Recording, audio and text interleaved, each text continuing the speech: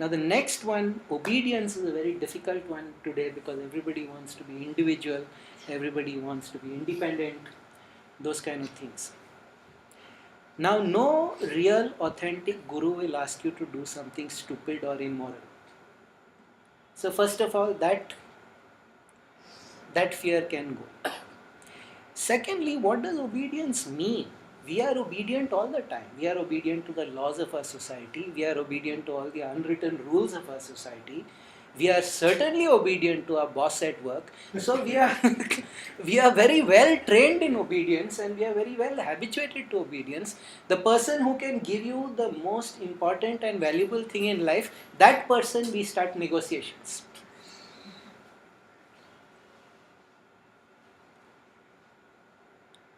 But that is not the yogic reason why they insist on obedience. They couldn't care less whether you are obedient in the way that we understand.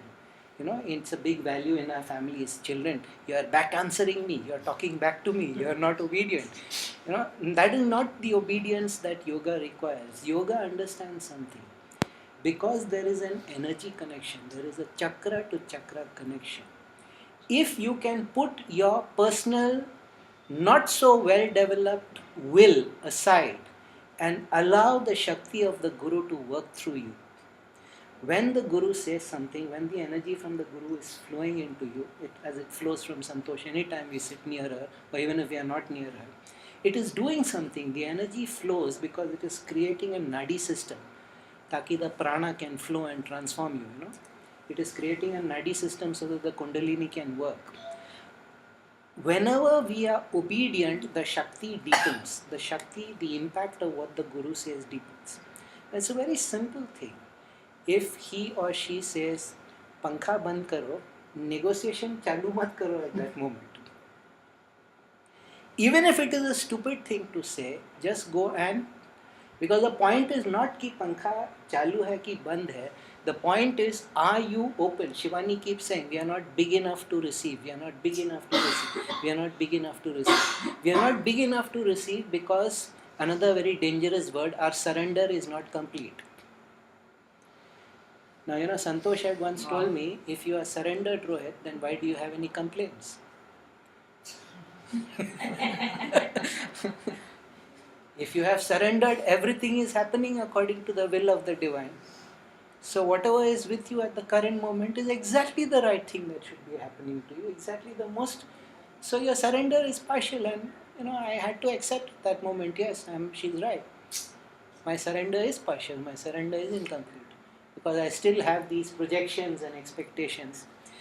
Now the other problem with obedience is, and it is a big problem today, people have these huge opinions and expectations as to how a guru should be. Yeah, a guru should be vegetarian, or he should be in this way, or he should behave in a certain way. Obedience is to cut all that out, or you should be compulsorily compassionate, you should never scold. You know, these are all the pre-existing conditions we come with. Now the minute you come with these pre-existing conditions, what you do is that you are setting up barriers to the Shakti. And the Guru is not even consciously doing. Once the person is the Guru, it is not just her, it is the Parampara. The Parampara works through the Guru, who is at that moment the best conduit. So if you don't obey, you are saying, I still think I know better. Then the attitude of the Parampara is, figure it out. The more you obey, even the small thing, that is why I said, Santosh never says no. Twice in life she told me no. First time I didn't listen, massive asking. Big time, very bad. Second time, pull back. Even this, when she had told me today in the morning, I just realized. She said, speak about the Guru, speak about the Shishya, and you said no. Or rather, you put one impossible condition there, you know, that, yeah, it's better I don't speak like that because many people will really feel that I had blistered them with acid, you know, so let that be. So obedience, I began to understand, is actually just discipline. Though the word in the parampara, in all yoga, it is always obedience. You have to obey. You know, Dhyaneshwar in Maharashtra is very big. Gyaneshwar and Dhyaneshwar, Gyaneshwari he has written. His father was a sannyasi, but he had lied because he was married and he had run away to Banaras and he had taken Diksha. And so his guru found out and he told him, go back. And he said, but you know, I have taken sannyas now, how can I go back? And he only said, I am ordering you to go back and live with your wife in a normal way. He had 4 children. Those 4 children are probably 4 of the greatest spiritual people the planet has ever seen. So what appeared to be a breaking of the social or societal rules, and Gyaneshwar and Dhyaneshwar were all always abused. Sannyasi's children, sannyasi's children, sannyasi's children. But today who remembers? Today all we remember is Gyaneshwari, which is, by the way, one of the great spiritual classics of the world. Unfortunately, decent translations do not exist, but it is just an extraordinary book. It's his commentary on the Bhagavad Gita.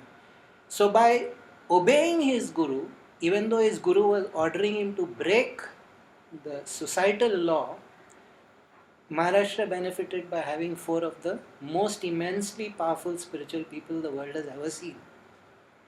And their energy is still flowing. Their energy is still flowing. So do not ask if you have accepted that this person is enlightened.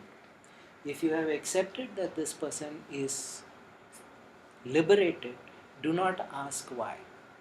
And no decent guru will ask you to do immoral and weird things. Sometimes in special circumstances perhaps, but normally they won't.